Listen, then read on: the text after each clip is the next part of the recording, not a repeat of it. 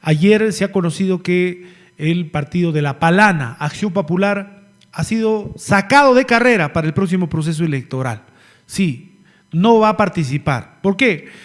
Porque han habido irregularidades en las elecciones internas y el Jurado Nacional de Elecciones ha creído conveniente que estas elecciones internas queden sin efecto, es decir, no valen y ya no hay tiempo para que se haga un nuevo proceso interno y por lo tanto quedan fuera del proceso electoral. Esto por la ambición de dos personajes, de dos candidatos, ¿no?, que les ha importado más sus aspiraciones personales que el partido. Me refiero a Julio Chávez, secretario del partido, y al señor Alfredo Barnechea, el famoso chicharrón, ¿no? Ambos enfrascados en una disputa han cometido irregularidades en el proceso interno, donde ha habido una elección de delegados y supuestamente se han suplantado delegados, por el otro lado han hecho también algunos temas irregulares, en fin, situaciones que el Jurado Nacional de Elecciones ha corroborado y ha creído conveniente sacarlos de carrera al partido de manera definitiva. Se acabó el lío. Yo me pregunto, la congresista Silvia Montesa, ¿qué dirá ahora, no? Porque ella quería reelegirse, pero Acción Popular no va a poder participar, así es que buenas noches para la señora Silvia Montesa, ¿no? Caballeros, todos los que iban por Acción Popular, chao, hasta aquí nomás, no van a poder participar en el próximo proceso electoral. En fin. Imagínense hasta dónde llega la ambición, no les interesa su partido, no les interesa nada, y es que la gran mayoría de políticos actúan de esa manera, pensando solo en ellos, pensando solo en su beneficio personal. Nunca anteponen los intereses colectivos, ni siquiera el de su partido, imagínense. Ya se imaginarán si llegan al poder cómo van a actuar, ¿no? Bueno, entonces queda fuera de carrera Acción Popular, ¿no? Queda fuera de carrera Acción Popular. Pero los políticos son corruptos, sean de izquierda o de derecha. A continuación vamos a escuchar parte del reportaje que se emitió ayer en un dominical que pone en evidencia cómo el señor Roberto Sánchez, también candidato a la presidencia de la República por Juntos por el Perú, el partido de Verónica Mendoza, ¿se acuerdan? Bueno, que ahora está en alianza con otro movimiento, y que fuera ministro del señor Pedro Castillo, ¿no? Sí, pues defensor de Pedro Castillo, y que ahora no ha visto mejor manera que ir a la presidencia. Él no ofrece combatir la inseguridad ciudadana, la pobreza, la anemia, no. Infraestructura vial, no. Él ofrece, dice, y con eso vamos a solucionar nuestros problemas, sacar a Pedro Castillo de la cárcel. Como si con eso vamos a disminuir la anemia, como si con eso vamos a solucionar el problema que tenemos en transporte, como si con eso vamos a solucionar el problema de la delincuencia y, en fin, tantos problemas que tiene nuestro país. No, pero él está enfocado en ofrecer que va a liberar al señor Pedro Castillo, ¿no? Ese es su ofrecimiento mayor. Y para eso, ¿qué hace este señor, este tipo? Este sinvergüenza, diría yo, ¿no? Porque es un sinvergüenza, cara dura. A la gente que trabaja en el Congreso para su despacho, la manda pues a hacerle barra, ¿no? Y se van en horas de trabajo. Ojo que estos ganan sueldo con la plata de usted, con la plata mía y con la plata de todos los peruanos. Pero este sinvergüenza del congresista manda a esa gente que tendría que estar laborando con sus carteles de Juntos por el Perú a hacer proselitismo político afuera del penal de Barbadillo, en horas de trabajo. O sea, el colmo de la sinvergüencería es esto. Y cuando les preguntan son cara de palos, o sea, no les interesa. Bueno, si quieren dedicarse a hacer proselitismo político está bien, pues. Eso es un derecho que tenemos todos. Pero tú no puedes trabajar para el Estado, recibir un sueldo para que hagas algo e irte a hacer campaña política, pues. No puedes. Pero estos sinvergüenzas lo hacen a vista y paciencia de todo el mundo. Y cuando los periodistas vamos a buscarlos, se hacen los sonsos, se esconden, se corren, te quieren atropellar con sus carros. Como este sinvergüenza de Roberto Sánchez. La periodista valiente, ella va a buscarlo, lo corre. Y este sinvergüenza le cierra la luna y se va en el carro a toda velocidad. Esto realmente no se entiende. Y algunos dicen por ahí, pero pobrecito Pedro Castillo, pobrecito nada, señores, el corrupto es corrupto. con sombrero o sin sombrero, de la costa o de la sierra. Así de sencillo. Y esta es una muestra más de la corrupción de la gente de Pedro Castillo. El sobrino de Pedro Castillo, que no ha hecho ningún mérito, pero ya el señor Roberto Sánchez le ha dado trabajo en el Congreso. ¿Para qué? Para que vaya con su cartelito a gritar, dice, libertad para Pedro Castillo, y a que agarre su cartelito de Juntos por el Perú y haga proselitismo político, mientras todos los peruanos como sonsos le pagamos, ¿no?, su sueldo. ¿Qué tal conciencia? Él y otros trabajadores del señor Roberto Sánchez. Sarta de sinvergüenzas, señores. Vamos a escuchar parte de este reportaje que sinceramente indigna. De la República, Roberto Sánchez, huye de las cámaras de Cuarto Poder. ¡Congresista Sánchez! ¡Congresista! ¡Congresista Sánchez, por favor, responda a Cuarto Poder! A este padre de la patria no le gusta dar explicaciones cuando se trata de rendir cuentas respecto al uso de recursos públicos para financiar su campaña política. Su centro de operaciones no es el local de Juntos por el Perú, sino los exteriores del penal de Barbadillo.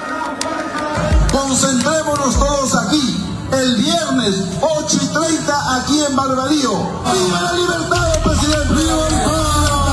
Su bandera de campaña electoral no es solo la excarcelación del recientemente sentenciado expresidente Pedro Castillo por los delitos de rebelión y conspiración, sino que utiliza a sus subordinados, los trabajadores de su despacho, cuyos sueldos salen del bolsillo de todos los peruanos, para que hagan las veces de su portátil.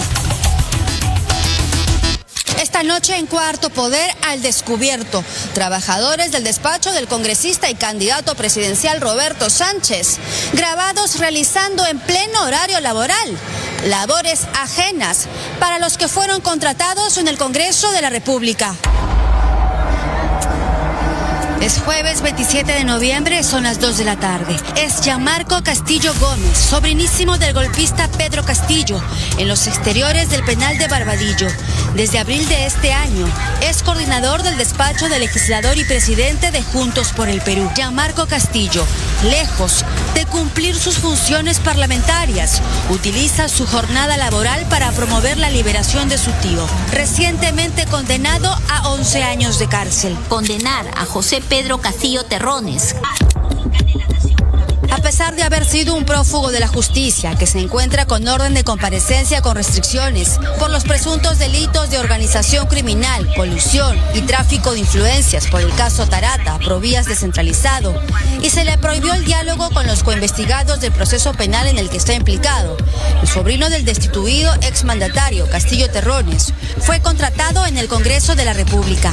El investigado Gianmarco Castillo es un trabajador del Poder Legislativo que incumple su jornada de trabajo con la venia de su jefe directo, el congresista en funciones Roberto Sánchez Palomino. Aquí podemos verlo haciendo las veces de su fotógrafo.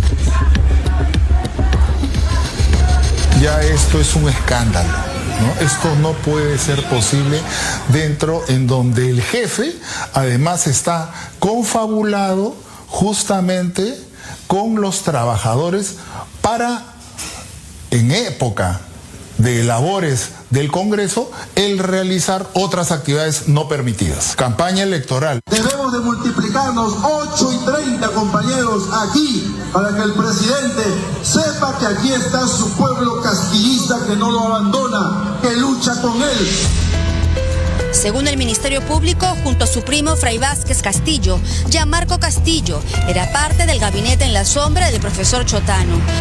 A sus 23 años fue una figura clave en el entorno presidencial. Conocía los secretos de lo que ocurrió en el búnker de Zarratea, donde Castillo despachaba clandestinamente como jefe de Estado.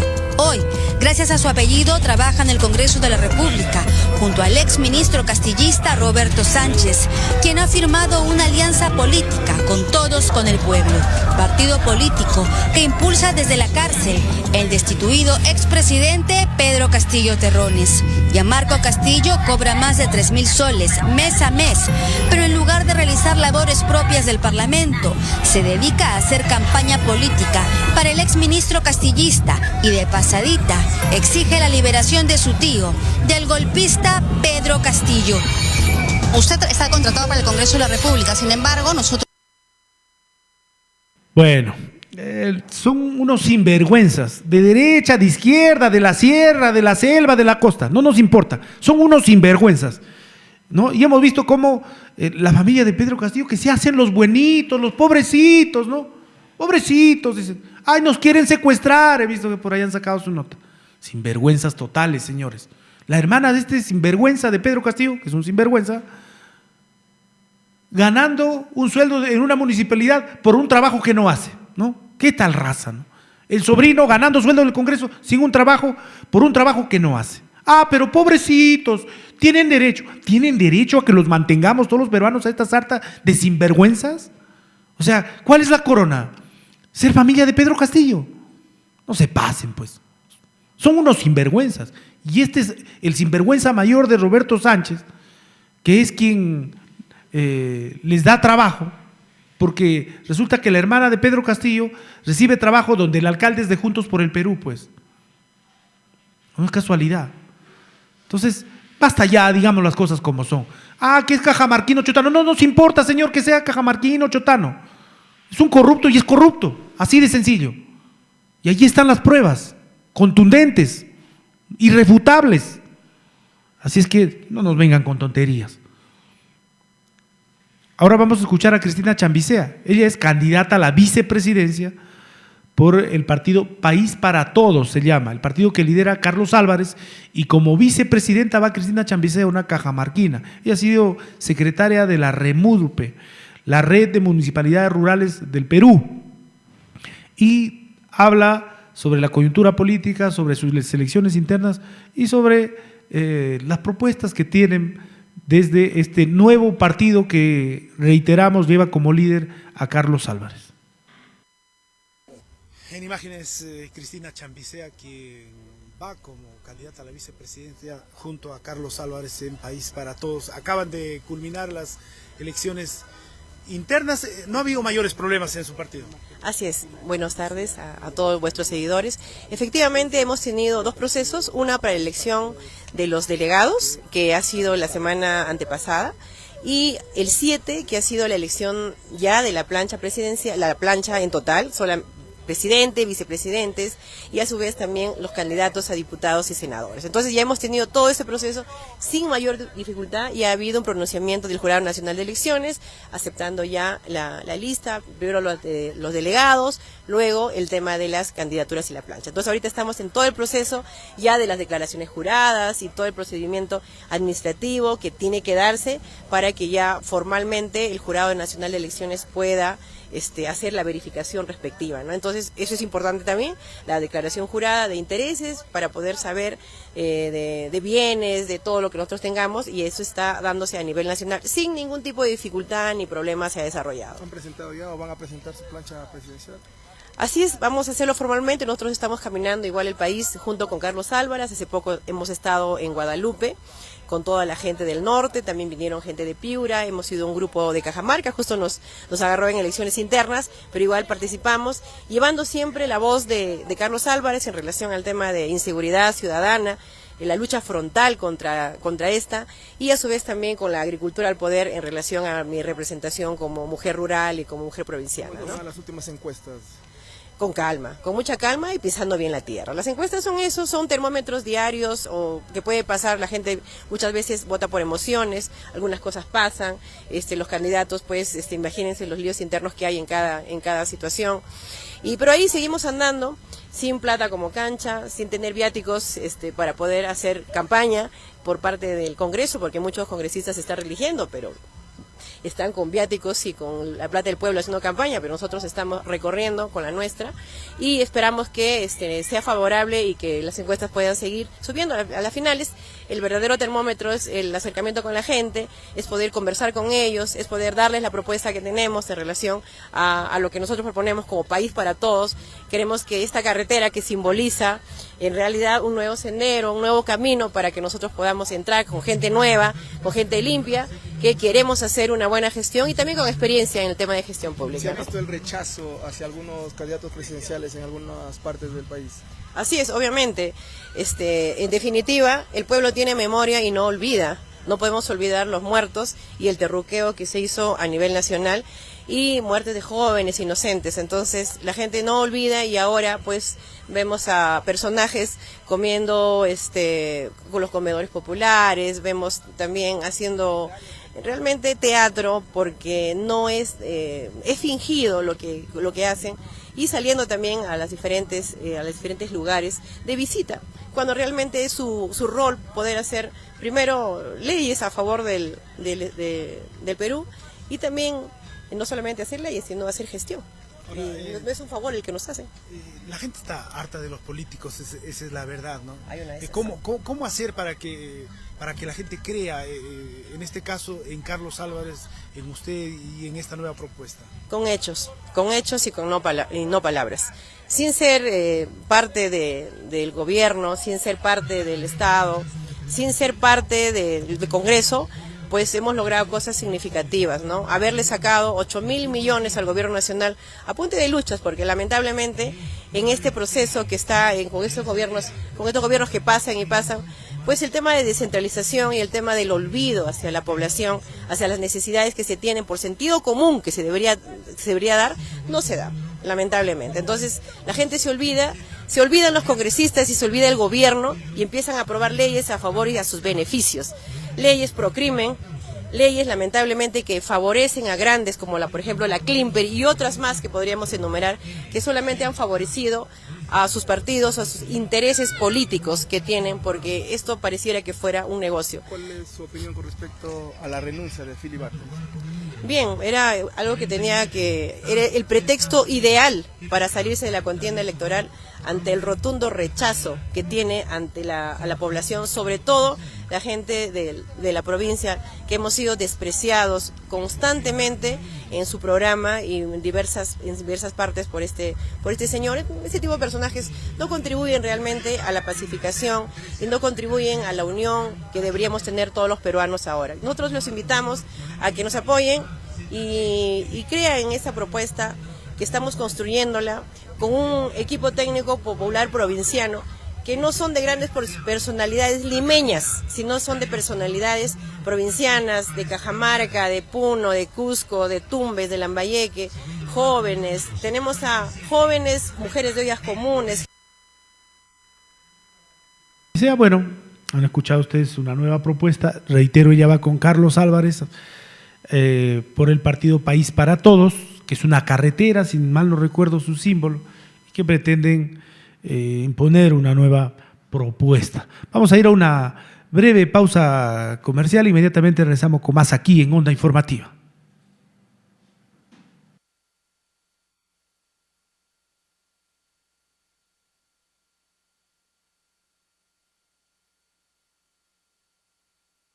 La SUNEDU continúa trabajando junto a la comunidad universitaria. Por eso, entre octubre y noviembre visitamos 10 regiones del país para acercar nuestros servicios de grados y títulos a más de 70 instituciones de educación superior. La Dirección de Registro y Reconocimiento de Grados y Títulos e Información Universitaria de la SUNEDU brindó asistencia técnica sobre los servicios vinculados al Registro Nacional de Grados y Títulos. Así, representantes de universidades y escuelas de educación superior accedieron a información clave sobre la inscripción de grados y títulos y de autoridades.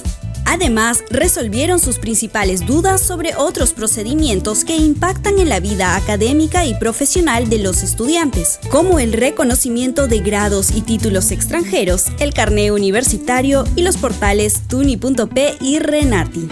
Una cosa es dictar políticas desde un escritorio y otra es ir al lugar para poder verificar, visibilizar las carencias que pueda tener y también las fortalezas que pueda tener. Y que eso nos ayuda a nosotros a poder saber cómo está trabajando y cómo se está desarrollando el sistema universitario, que depende de brindarle una buena y acertada calidad educativa al estudiante. Hace varios años, y esto es muchos años, ya no ha habido ningún taller, monitoreo, capacitación que haya pues, dirigido a las escuelas o instituciones, universidades. Entonces es un buen paso para iniciar, sobre todo en este tema de registro de grados, de carnets, entre otros. Se está mejorando la calidad universitaria. Los favorecidos en este aspecto son nuestros estudiantes, que van a estar orientados para realizar y conocer los trámites que exigen en realidad el otorgamiento de un grado o de un título. Cada taller representó una oportunidad para que la SUNEDU fortalezca el trabajo conjunto con las instituciones de educación superior, las mismas que ahora cuentan con mayores herramientas para realizar procedimientos ágiles, transparentes y confiables, en beneficio de toda la comunidad universitaria. Desde cada región del Perú, la SUNEDU avanza junto a la comunidad por una educación de calidad.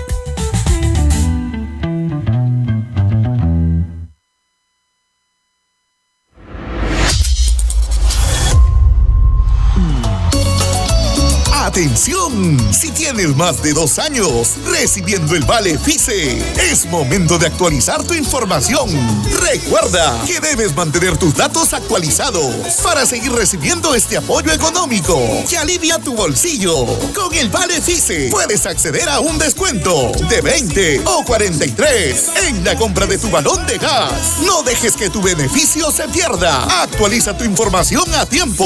Para más información, comunícate al WhatsApp 940-752-981. FICE e Hidrandina, contigo para una inclusión energética que transforma vidas.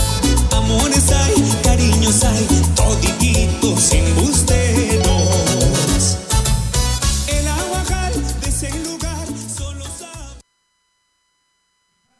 Eso en onda informativa, son las 7 de la mañana con 36 minutos, 7 de la mañana con 36 minutos. Hoy es 15 de diciembre, sí, lunes 15 de diciembre, y se acerca el fin de año, ¿no? Se acerca el fin de año, el cierre de este 2025, y ojalá pues que el próximo año nos traiga mejores cosas a todos los peruanos. Y hablando de todos los peruanos, Willy Spilko es dirigente de AMUCEP, la Asociación de Municipalidades de los Centros Poblados del Perú, y habla sobre el presupuesto que han conseguido, según indica, para todos los centros poblados. ¿Cuántos centros poblados hay en Cajamarca? Todos están incluidos en este presupuesto. Willy Spilko, dirigente de esta Asociación de Municipalidades de Centros Poblados, nos da más detalles sobre este tema. Willy Spilko está con nosotros, él es dirigente de los centros poblados. Soles para cada municipio de centro poblado, y este año no se había considerado en la ley de presupuesto. En ese sentido, hemos convocado un paro nacional el día 25 al 27 y hemos logrado que, gracias a Dios, se publique en la ley de presupuesto 2026, en la 50ª disposición complementaria, la primera, autoriza nuevamente a los gobiernos regionales, pero que con lucha hemos logrado ya ahora que se detalle la fuente de financiamiento. Va a ser desde el Fondo de Compensación Regional, que es el FONCO, ¿no? Desde ahí hacemos el llamado, y también un agradecimiento especial a la congresista Edith Julón, que se ha fajado en los últimos momentos de poder solicitarle esta incorporación y a la vez oralizarla en el Congreso de la República. Ahora el gobierno regional tiene que cumplir con esta ley. La ley es mandatoria, es una ley orgánica y es una ley que tiene que cumplirse a cabalidad, y en ese sentido hacemos un llamado a nuestro gobernador regional, y no creo que sea ajeno a nuestro gobierno regional de Cajamarca, porque ya lo hizo con un precedente a nivel nacional. Ha sido uno de los primeros gobernadores que ha quedado en dando fin de cumplimiento a esta ley que se había sacado para los centros poblados. ¿Cuándo se debe entregar este dinero a los municipios? Bueno, según la ley dice que se tiene que incorporar en el PIN. Eso quiere decir que que se tiene que trabajar en estos 3 primeros meses, hasta el mes de marzo, se tiene que incorporar este presupuesto desde el FONCOR. Y bueno, nosotros ya estamos coordinando con la Asamblea Regional, con el presidente regional de los centros poblados, para poder nuevamente ya solicitar al gobierno regional y a través de eso empezar el trabajo que se tiene que hacer. Duro el trabajo seguramente, pero en estos 3 meses. Es fundamental este dinero. ¿Cuántos centros poblados se van a ver beneficiados con él?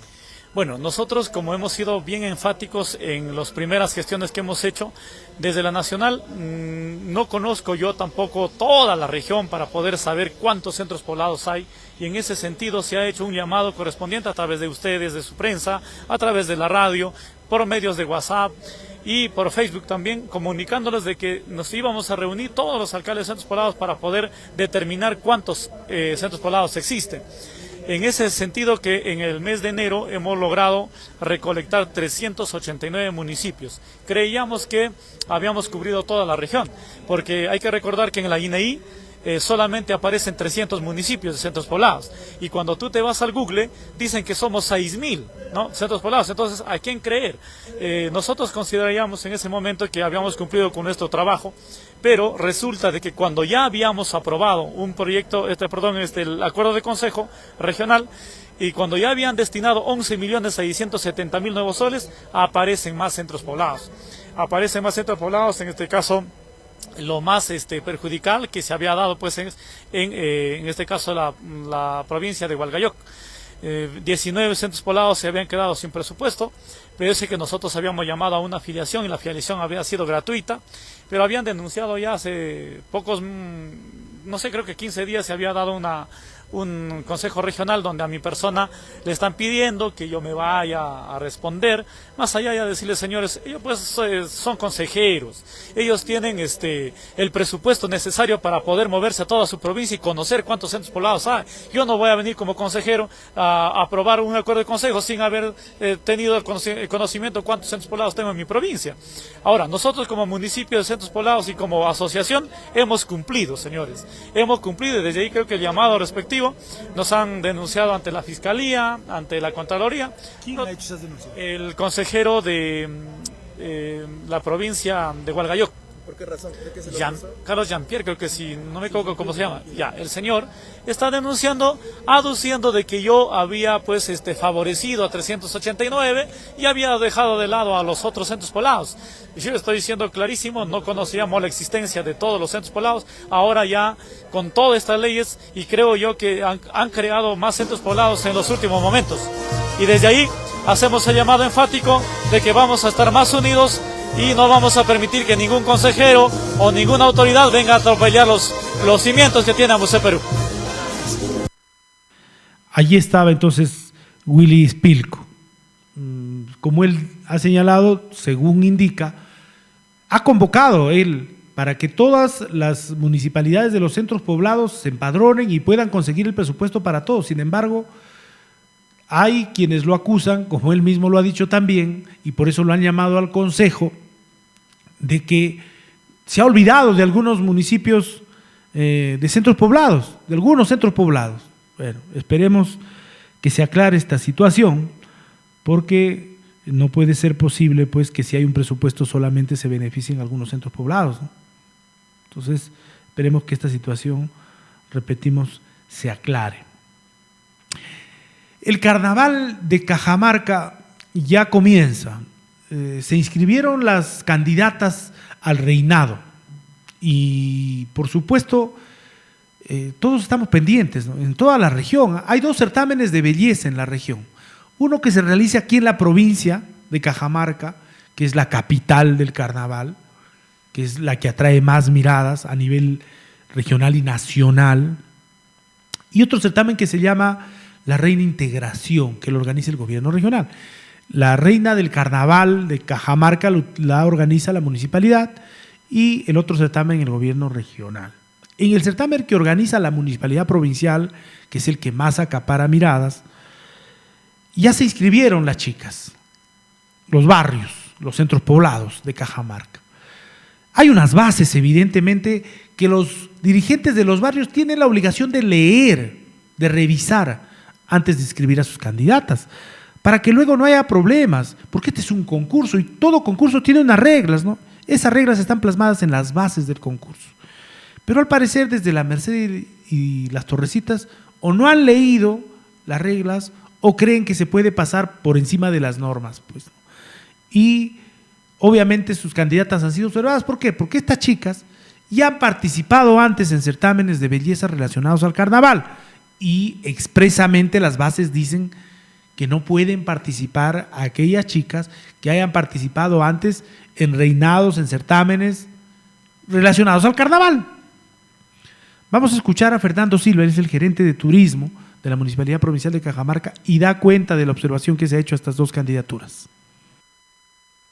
Con nosotros el arquitecto Fernando Silva Bartos, gerente de turismo de la municipalidad. Vamos a conversar con él porque tenemos entendido, han observado la participación de dos candidatas al reinado del carnaval.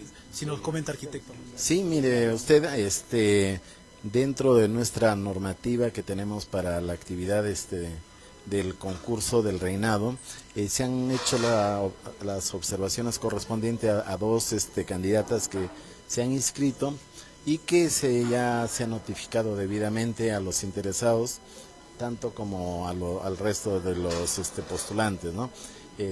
A los representantes de los sectores. Esto es algo que se da dentro de lo normal, es un tema también que es apelable por la gente que, digamos, el sector que está observado, y que ya se resuelve también en una instancia superior que es la gerencia del carnaval, ¿no? ¿Qué son las observaciones? Bueno, básicamente hay una normativa en la cual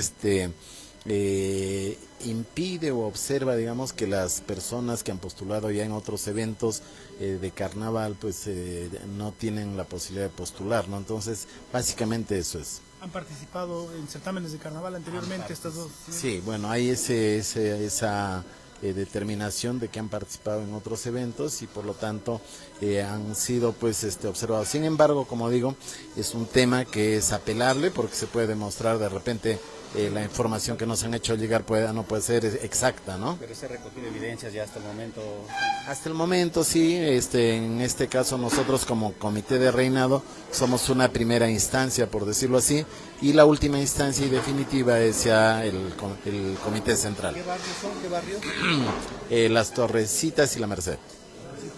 ¿Hasta cuándo se debe resolver Ya hasta el lunes tienen plazo y luego para responder y para resolver acá también la institución hasta el jueves, me parece, pero la próxima semana ya se tiene que cerrar la lista definitiva. La idea es que se respeten las bases. Yo creo que sí, porque se ha informado, se ha tratado de socializar, yo creo que todos hemos estado conscientes de la participación y esperemos pues de que nos ajustemos a las normas, ¿no? Porque si no, luego va a haber más reclamos, ¿no? Va a haber gente que puede pensar una u otra cosa, ¿no? Entonces, las observaciones que hay hasta el momento en cuanto al reinado. Ya esas son por parte del comité que tenemos a cargo del reinado, no hay más observaciones. El centro poblado está 100% bien, infantiles totalmente bien también, que ya están publicadas también. Para centros poblados hay 7, para infantil, a ver, déjame ver. Bueno, de los barrios son 23, 2 observadas, quedan 21. ¿Se les puede dar un plazo para que puedan cambiar? Sí. No, cambiar ya no, o sea, no hay opción a cambio, sino simplemente ya no participarían, ¿no? Eso ya depende de los sectores que hayan tenido pues el cuidado suficiente para poder escoger a sus candidatas, ¿no? La preparación de las chicas, ¿cuándo comienza? ¿Ya comenzó? Mira, ni bien se termina, obviamente ya por un tema de no distraer recursos, ni bien se termina el proceso ya definitivo de inscripción, tenemos que ya empezar con la preparación, porque es importantísimo que las candidatas también tengan pues una preparación suficiente, porque pasan a ser la imagen de Cajamarca, ¿no? Entonces estamos en todo ese digamos ya proceso que es terminante la próxima semana. ¿Esta preparación, arquitecto, va a incluir temas de cultura, de historia, de nuestras costumbres y tradiciones? Porque muchas veces se incide en el tema de modelaje, la ropa, pero poco se ve el otro asunto. Mira, justamente hemos implementado también que vamos a elegir, a escoger a una señorita cultura, justamente representante de la cultura, y es aquella que tenga el mayor conocimiento, el desenvolvimiento, y obviamente pues la información de Cajamarca, que es lo que importa, ¿no? Porque como repito, al convertirse en embajadoras de Cajamarca, tienen que estar pues al tanto. Y estaba Fernando Silva, gerente de turismo. Bueno, ojalá que se hagan respetar las bases. Vamos a ir a una nueva pausa comercial. Son las 7:49 de la mañana. Inmediatamente regresamos con más aquí en Onda Informativa. La SUNEDU continúa trabajando junto a la comunidad universitaria. Por eso, entre octubre y noviembre visitamos 10 regiones del país para acercar nuestros servicios de grados y títulos a más de 70 instituciones de educación superior. La Dirección de Registro y Reconocimiento de Grados y Títulos e Información Universitaria de la SUNEDU brindó asistencia técnica sobre los servicios vinculados al Registro Nacional de Grados y Títulos.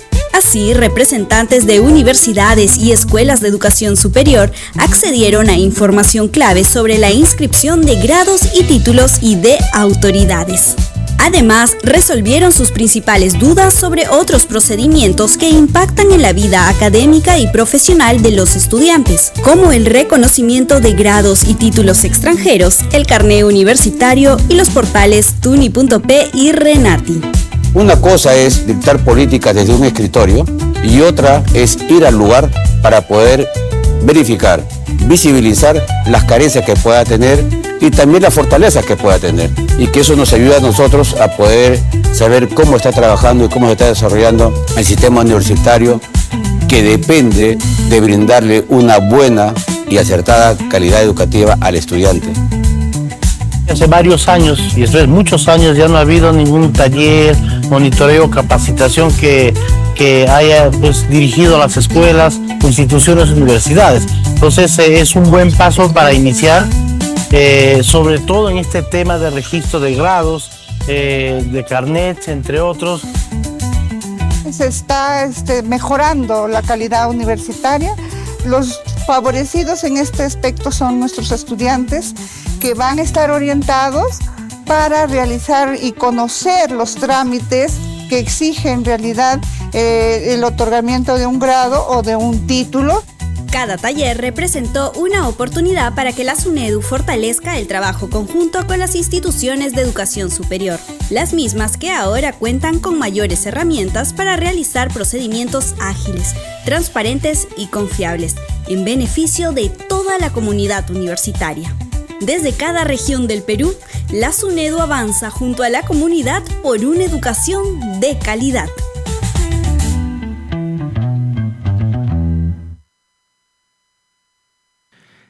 Estamos de regreso en Onda Informativa. La SUNEDU continúa trabajando. Vamos a hablar ahora de la última encuesta sobre los candidatos presidenciales. El día de ayer, en el programa dominical Panorama, en Panamericana, se ha dado a conocer la encuesta realizada por el Centro de Investigación Territorial, CIT, sobre los candidatos a la presidencia. La pregunta realizada fue: ¿por quién votaría usted si mañana fueran las elecciones presidenciales? Los resultados que arrojó esta encuesta son los siguientes. En primer lugar se ubica Rafael López Aliaga, de Renovación Popular, con 13.52%. En segundo lugar, Keiko Fujimori con 7.38%. De Fuerza Popular. En tercer lugar, Carlos Álvarez con 5.98% del partido País para Todos. En cuarto lugar, César Acuña, de Alianza para el Progreso, con 5.98%. En quinto lugar, Mario Vizcarra, con 4.18%. Y más relegado, Alfonso López Chao, con 3.77% de Ahora Nación, ¿no? Esos son los primeros lugares según esta encuesta de CID que ayer se ha dado a conocer. Bueno, esta es una foto del momento, ¿no? Estas encuestas son simplemente referenciales en el momento, nada más, nada más. Todavía hay un largo trecho por recorrer, faltan largos 4 meses para el proceso electoral.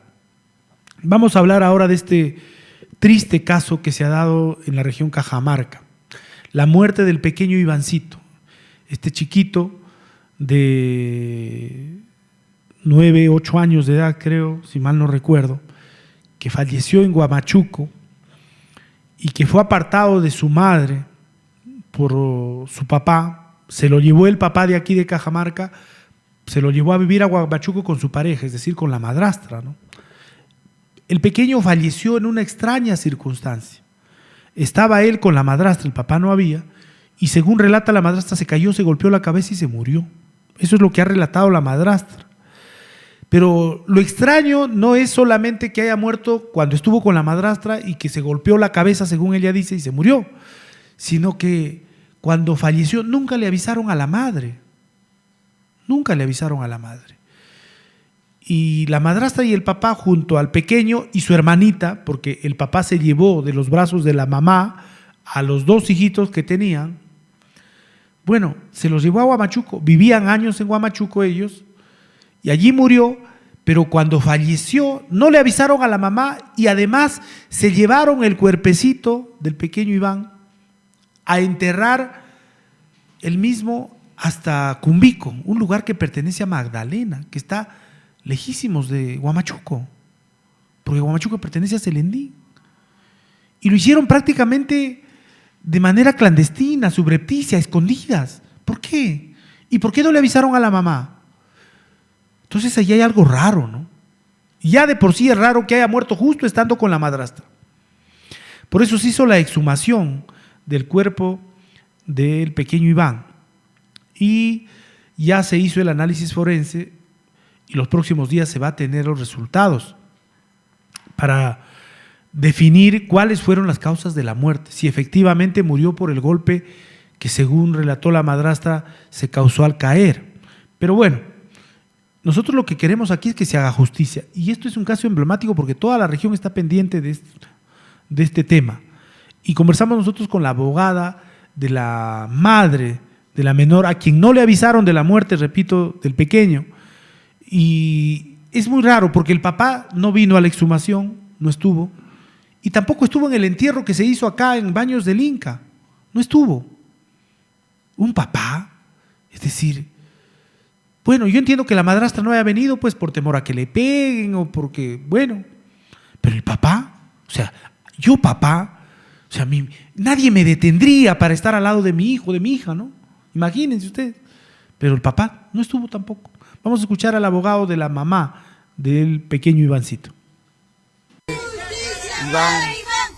Continuar con las diligencias respectivas y poder saber y llegar a saber la causa de la muerte de este pequeño, que es creo que todos los ciudadanos, muy aparte de Cajamarca, Huamachuco, es lo que queremos saber, qué es lo que pasó, esclarecerse los hechos y bueno, llegar al final de esta historia. Lamentablemente ha pasado mucho tiempo, se hablaba de que el cuerpecito ya estaba en situación de descomposición y a veces es difícil tener evidencias de lo que sucedió con Sí, claro, bueno, nosotros hemos estado adentro y hemos podido ver que hay, ¿cómo se dice, no?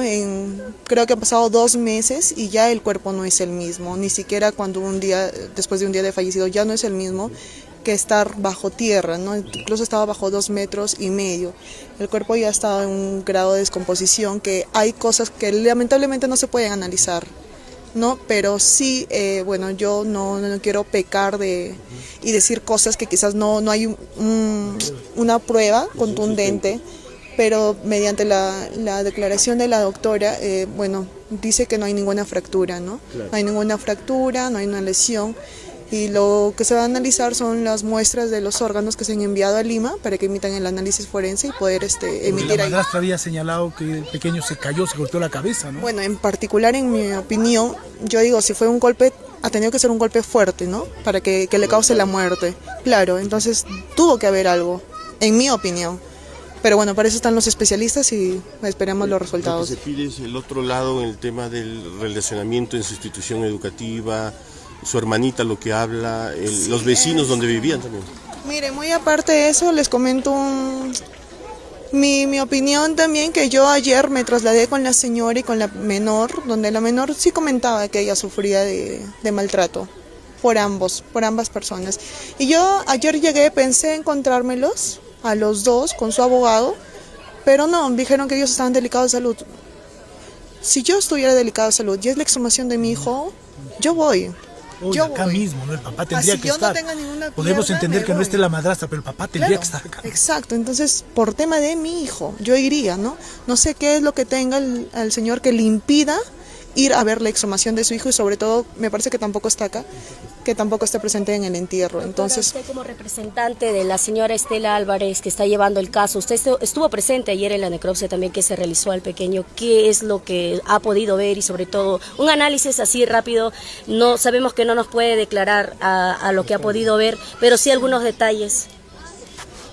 bueno, les repito, ha sido una visión lamentablemente de un menor que no sé cómo sentir el dolor de la madre, por eso es que también sugerirles a los medios de comunicación que sean transparentes también, porque aquí no ha tenido culpa ni el fiscal ni la médico legista, no es un protocolo que se debe de seguir. Y siendo la madre, imagínense verle al grado de descomposición a su hijo. Entonces le hubiese causado quizás algún malestar y no podíamos pausar la diligencia, ¿no? Por quizás atender a la madre. Es por eso que yo les pido también su comprensión a los ciudadanos y a los periodistas. Pero por lo que yo pude ver, el niño, bueno, yo tampoco soy un especialista forense, pero sí, concuerdo con la doctora que no hubo ninguna fractura, ¿no? ¿Cuándo se van a tener los resultados definitivos de la necropsia? Normalmente demora de 15 a 30 días hábiles, pero esperemos, ya que el fiscal en la acta solicitó que se haga lo más pronto posible. Hay fiscales que pueden poner un plazo ellos fijos, pero a veces mayormente los peritos piden una ampliación, pero esperemos que sea lo más pronto posible. La madrastra dio unas declaraciones a los medios en las rondas. ¿Estas se han corroborado o se ha contradicho en algún momento con lo que ha dicho en la fiscalía? Al parecer sí hay contradicciones, pero eso sí, me reservo la palabra porque no puedo dar mayor detalle, ¿no? Eso ya se sabrá más adelante, como le digo. Ahorita lo que esperamos es que se emitan el informe pericial y de acuerdo a ello continuar con las diligencias respectivas, ¿no? ¿El proceso siguió aquí en Cajamarca, Huamachuco? Sí, en Cajamarca. Muchas gracias, doctora. ¿Cuál es su nombre, doctora? Ana Acuña. Gracias, la abogada de la madre del pequeño Ivancito que acaba de ser enterrado. Córtalo ya. Bueno, ojalá que se aclare este caso, ¿no? Hay cosas muy extrañas. Acá no podemos responsabilizar directamente a nadie, pero sí hay cosas que se tienen que aclarar y esperemos que el análisis forense que se haga del cuerpecito sirva para determinar las causas del fallecimiento del pequeño y con ello saber qué fue lo que pasó realmente. Porque, repito, es extraño, ¿no? Es extraño que los padres, el papá y la madrastra, lo hayan llevado a enterrar a Cumbico. Eso es rarísimo. Y además, lo más reprochable, que no le hayan pasado la voz a la mamá, que no le hayan avisado. Más allá de sus rencillas y de sus broncas personales, era la madre y tenían que haberle avisado. No lo hicieron.